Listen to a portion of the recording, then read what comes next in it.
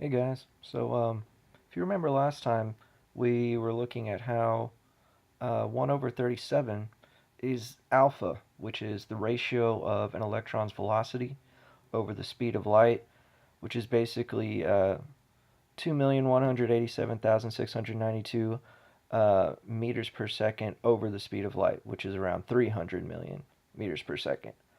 So you get 1 over 137.0359553, which is 0.00729735502.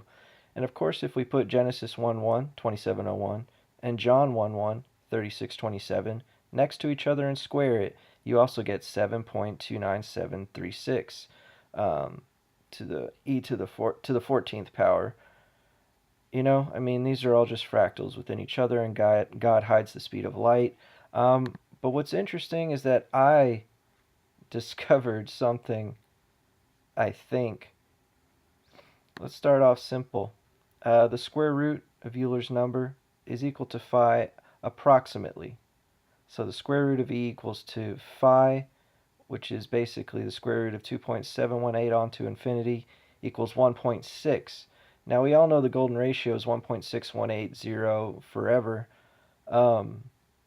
But if we round it up, it's 1.62.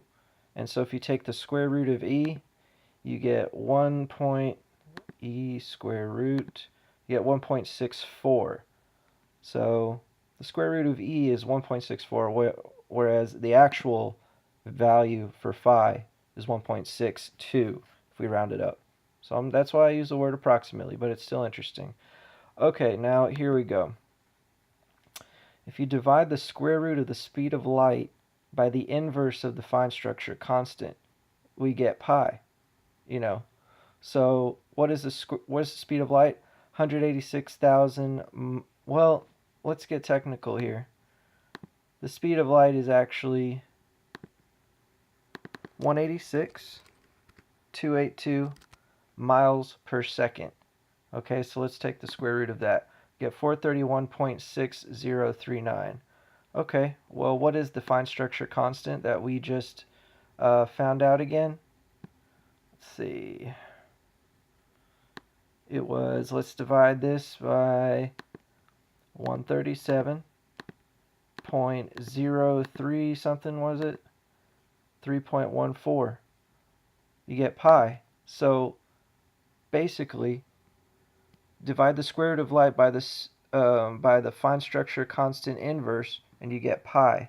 So that means if we have a circle, if the red part is 432, which is the square root of the speed of light, then the diameter of that circle is 137, which is the ratio of an electron's velocity to the speed of light. So it's like we find the speed of light in two different ways. So if we have a circumference calculator, if we do an exact circumference of 432, which is what music should be in, of course, by the way, if you didn't know, we get a diameter of 137.5, which is actually more akin to phyllotaxis, which is how plants grow.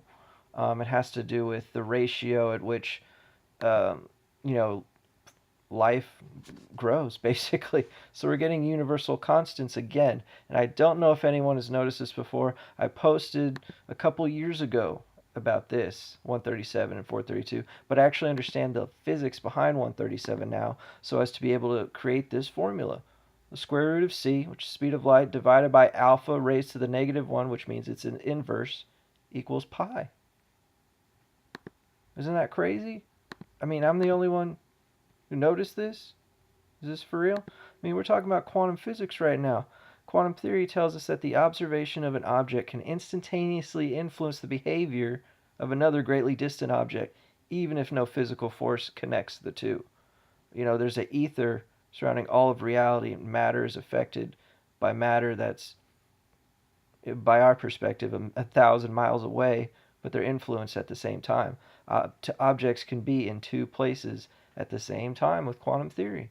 So, of course, we're going to get into telepathy and ESP and all that kind of stuff. And if you had real interest, you would look at a book by Dean Radin called The Noetic Universe.